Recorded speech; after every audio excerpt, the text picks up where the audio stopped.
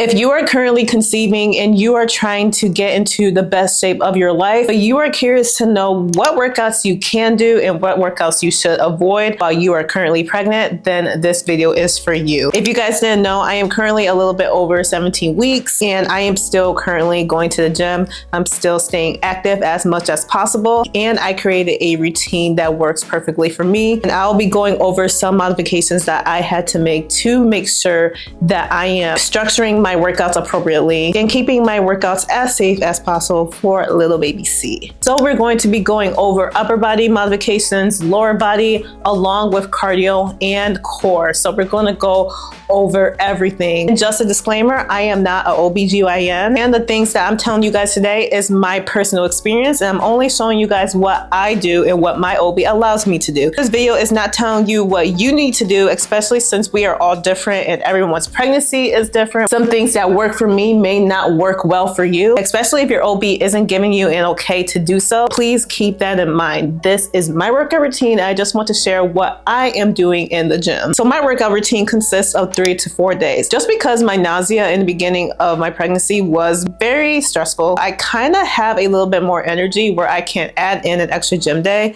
So now I've been going to the gym 3 days a week, and if I'm feeling good that week, I'm going to add in an extra day at the gym. So I've been sticking around the 3 to 4 day range for my workouts. My workout includes 1 yoga class, 1 sculpt class, which includes like a high intensity circuit kind of training along with some yoga aspects in it. And then I have a lower body day. Just depends on how I'm feeling. I may do an extra lower body day. For the purpose of this video, we're going to throw in some upper body exercises that you guys can do at the gym.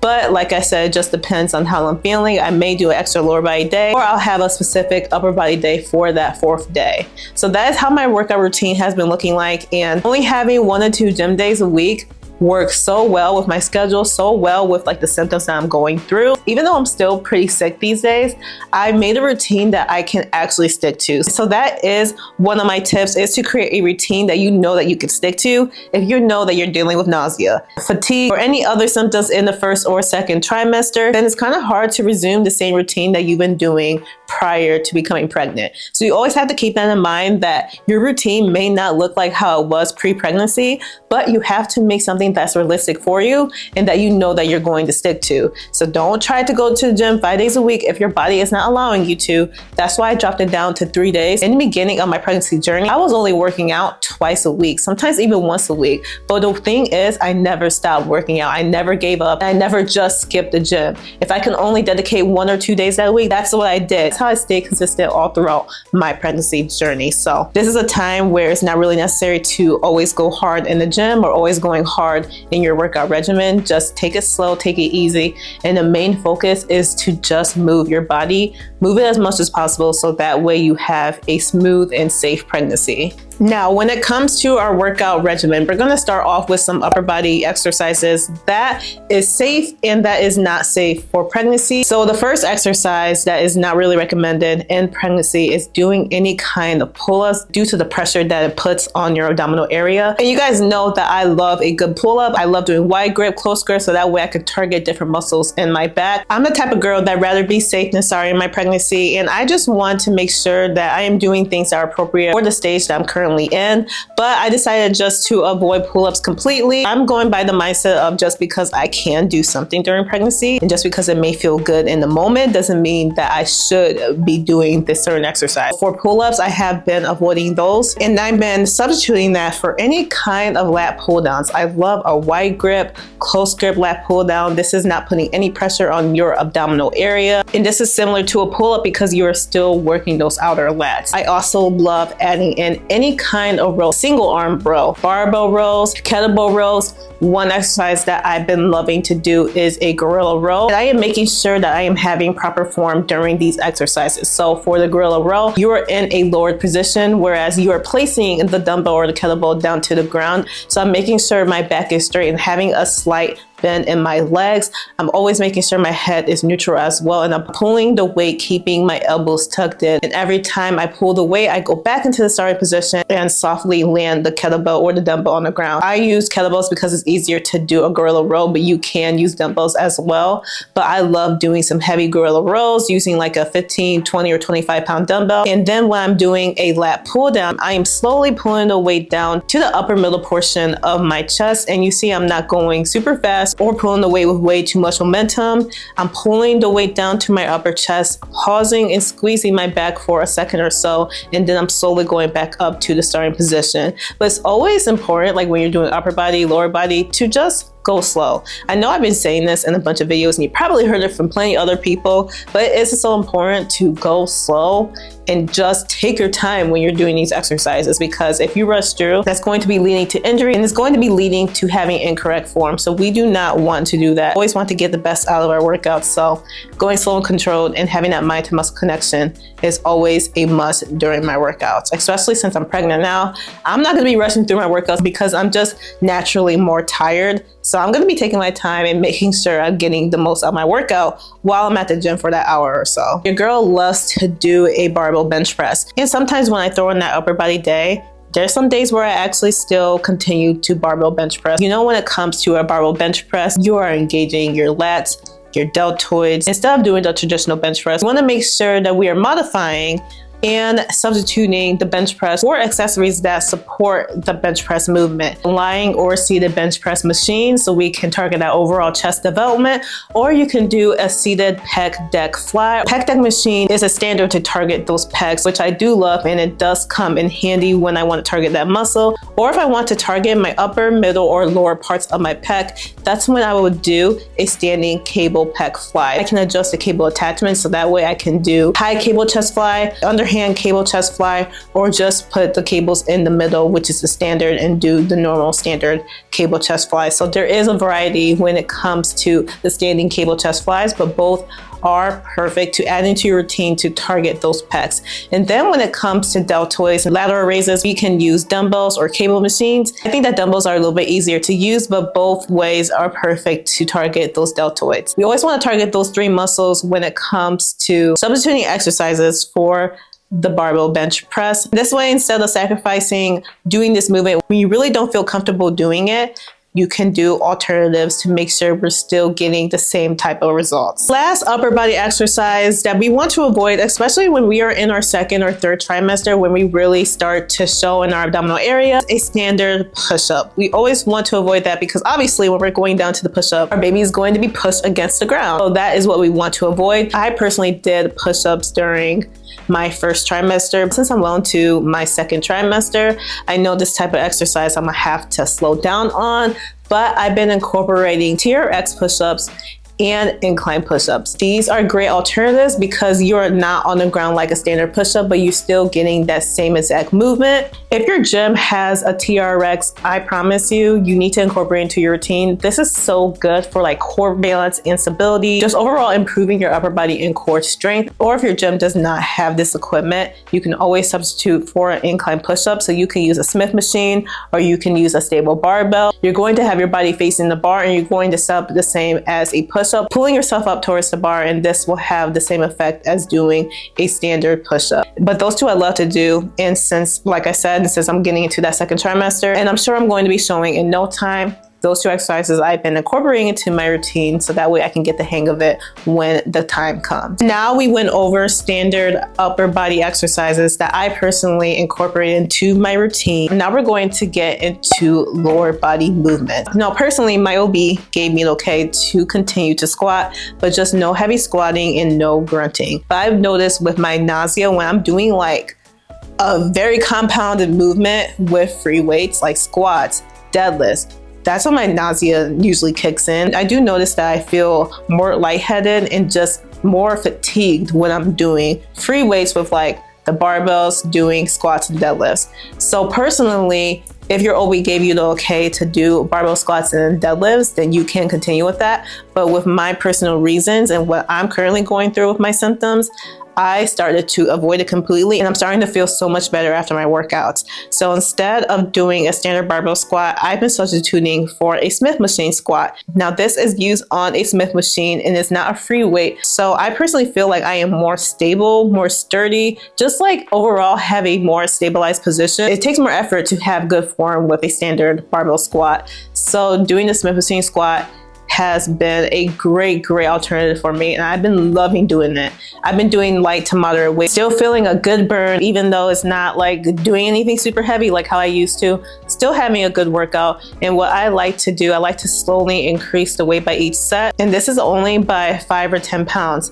Versus me doing a barbell squat, I would increase the weight by 30 to 40 pounds each set. So it's definitely a different routine, but just because I'm not doing the same routine as what I did before doesn't mean I'm not getting a beneficial workout in. So I've been loving doing Smith machine squats. I've been adding in a resistance band as well to make the workout more challenging. But any kind of squat other than the barbell squat, honestly, I feel like I have less nausea and I just feel more secure doing these exercises. So a Smith machine squat, hack squat, pendulum squat, any kind of squat that is supported by a machine, I have seen good results with my morning sickness, with my nausea in general. So that is what I've been sticking by. And the next compound movement that I had to substitute again is the barbell deadlifts. So instead of doing a standard deadlift, I've been loving doing stiff leg deadlifts and RDLs.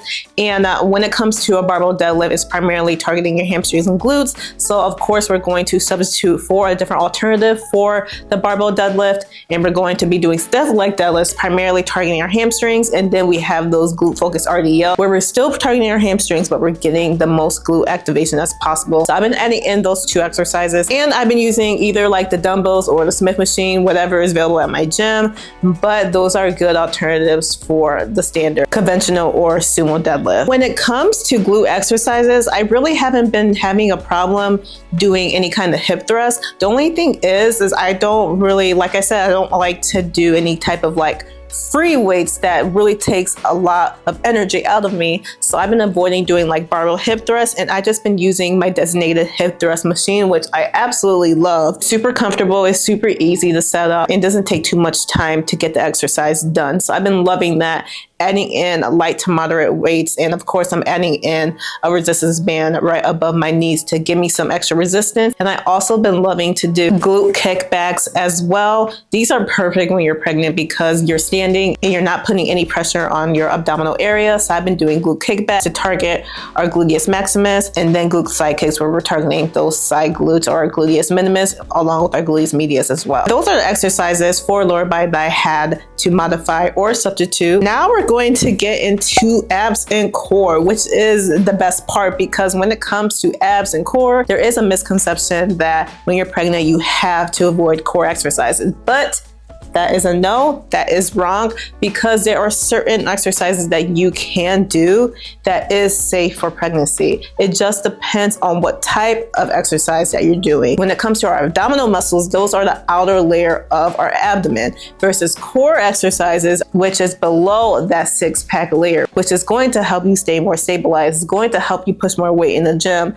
And overall, having a good and steady core is going to help with stability. It's going to improve labor and delivery. It's always good to have a good, strong, and stabilized core. But when you're doing any kind of ab movements, which not all, but most of it is like the twisting or bending at the spine, that's when those type of exercises you really want to avoid. Ab crunches, leg raises, Russian twists, sit-ups, things of that nature. Those exercises I have been avoiding, but I've been incorporating more deep core exercises, which include bird dogs, dead bugs, side planks, and glute bridge marches. I've been loving those exercises because I'm not twisting or bending at the spine. My core is nice, tight, and stabilized, and it helps target those deep inner core muscles rather than that six-pack layer or the rectus abdominis. So those are the exercises I have been modifying, and those I am planning to continue to do during my entire pregnancy. Last but not least, we're getting into cardio. My OB gave me the okay to continue to run because that's what I've been doing before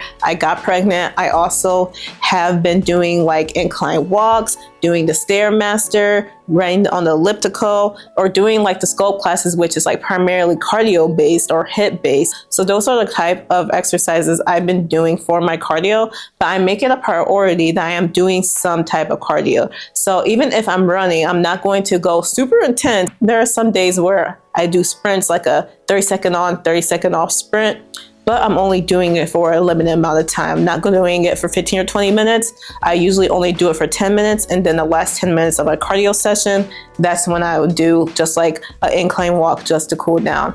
Now, do I plan on doing like sprints or running throughout my entire pregnancy? Probably not. I don't think I will feel comfortable in my 3rd trimester doing sprints or running. So like I said, I'm going to incorporate with just doing incline walk. I absolutely love the Stairmaster. And again, stationary bike, elliptical, things like that, I am incorporating into my routine. But there's one thing I'm always doing is some kind of cardio, at least 3-4 times a week. And that is just simply walking. I do have a walking pad at home, and it definitely comes in handy, especially in the days that I do not feel like going to the gym. I don't feel my best. I would just get up, go into my living room, and hop on my walking pad for about 20 to 30 minutes. So it definitely comes in handy. And I definitely do recommend everyone just getting their daily steps in. That is the most important. When it comes to weightlifting, it is a plus. But the thing that we really want to focus on is our cardio and keeping up with our cardiovascular health. So if it's just simply walking and that's all you're doing during pregnancy, then that's totally okay. You're still going to have an amazing pregnancy. You're still going to have an amazing labor and delivery, but just the power of just moving, getting those daily steps in, moving as much as possible, that is the most important. So I definitely been making that a priority during my pregnancy. So that completes my workout routine. Like I said, it's about 3 to 4 days a week. And these modifications and substitutions that I've been making during my routine has helped me tremendously. And I feel like the most confident in my workout and pregnancy journey. If you do love these type of videos, if you love all the pregnancy and fitness talk, then please give this video a thumbs up so I know this is the type of content you like to see. Before I go, again, just a reminder that this is my routine. This is what my OB allows me to do. And normally your doctor is okay with you continuing the same routine as long as you have experience in it and doing this type of routine for years. If this is something completely new to you, then I do not recommend doing any kind of these exercises at all. You must have some experience. You must have good form. You cannot be a newbie trying to deadlift when you never deadlifted before your pregnancy. And this is a routine that is best for people that has been doing this routine for years. I just want to push that out there. And again, I'm not telling you what to do. I'm just saying what works for me, what I've been personally learning during this pregnancy and fitness journey. Again, make sure you guys give this video a big thumbs up. Follow my socials to stay connected with me on a daily basis, along with checking out my website at AntoinetteMariaFit.com. You will see a bunch of great information on there if you are interested in coaching one-on-one with me. And I will see you guys in the next video.